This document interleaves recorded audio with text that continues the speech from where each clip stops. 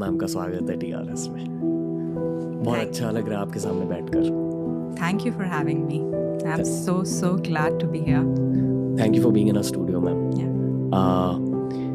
मैं ये खुल के एक चीज़ कहना चाहूँगा, ऑडियंसेस को आपसे बहुत देर से मिलना था। आपसे ये पूछना चाहूँगा कि आपने एक बुक लिखी है अभी, it's called Pain, a portal to enlightenment. ये बुक आपने अब क्यों लिखी? अब क्यों लिखी? लाइफ के इस मोड पर क्यों लिखी?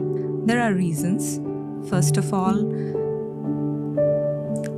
there has been a lot of learnings in my life. मैंने बहुत कुछ learn किया इस पूरे भाई के डेथ के बाद वाले एपिसोड से। And उसके बाद मैंने एक चैप्टर भी पढ़ा था बुद्धिस्ट टेक्स्ट में, which was talking about universal responsibility. तो मैं जिस तरह की हूँ ना Ranveer, I am more like a yogi. अगर तुम मुझे छोड़ दो अकेले, I'll be very happy. I have been to many months of solitary retreats. तो I feel like that is home for me. But जब वहाँ पे थी ना, तब मैंने ये टेक्स्ट पढ़ा जिसमें यूनिवर्सल रिस्पॉन्सिबिलिटी की बात आती है, जिसमें you know whatever you are learning, you have to share with others.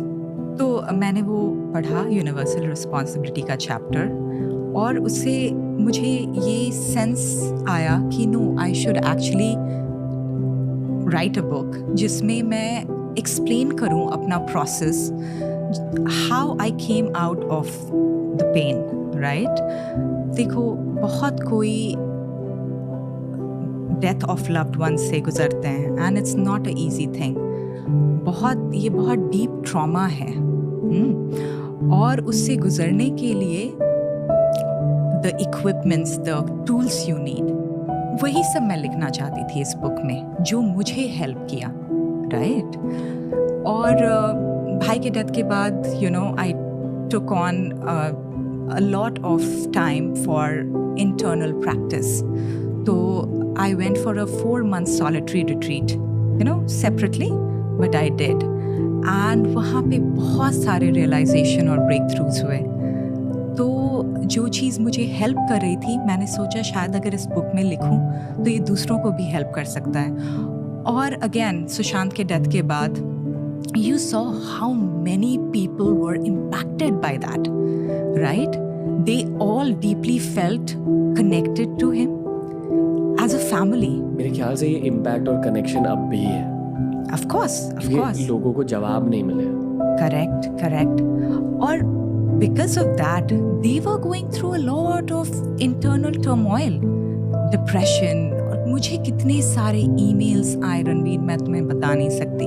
कितने सारे लोगों के phone calls आए जो बोल रहे थे कि they are going through depression. That's why I wrote this book. अब कैसे? I'm in a much better place, much better place. Yeah. मैं बचपन से ही spiritual हूँ रणवीर, but you know ये spiritual tools मुझे बहुत ज़्यादा help किए during this time. आपकी फैमिली कैसी है? फैमिली भी अच्छी है, but पापा का ऑपरेशन हुआ, हार्ट की सर्जरी हुई, बाईपास, और दीदी का भी एंजियोप्लास्टी हुआ, सबसे जो बड़ी दीदी हैं। तो you know broken heart syndrome होता है ना डेथ के बाद, वो एक्चुअली मेरे फैमिली ने फेस किया। और पता है रणवीर, जब तुम अपने किसी लव्ड वन को लूज करते हो ना, तो it comes to your survival mode. तुम्हारा लगता है जेनेटिक पूल कंटिन्यू नहीं कर पाया, राइट? तो तुम्हारे सर्वाइवल मोड पे आ जाता है वो। It's not easy to you know kind of live that.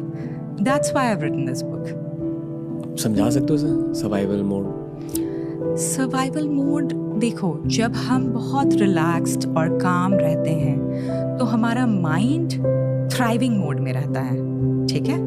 हम सोचते हैं हम क्या आगे कर सकते हैं, कैसे दूसरों को हेल्प कर सकते हैं, क्या मेरा पर्पस है इस वर्ल्ड में, ठीक है? That's a very relaxed way of you know living. Survival mode होता है जब आप अपने रेप्टिलियन ब्रेन से वर्क करते हो, ठीक है? उसमें क्या होता है कि आप मोस्टली थ्रेट देखते रहते हो कि क्या प्रॉब्लम हो सकता है और थ्रेट को डिटेक्ट करके आप सरवाइव करने की कोशिश कर रहे हो। सोचो आप जंगल में हो, फॉरेस्ट में हो एक नाइट, ठीक है, तो आप सो पाओगे क्या? रिलैक्स्ड हो पाओगे, काम हो पाओगे, मेडिटेट कर पाओगे?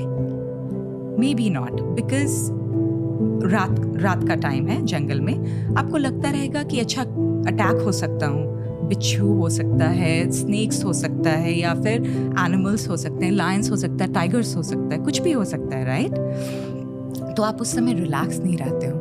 This is what is survival mode.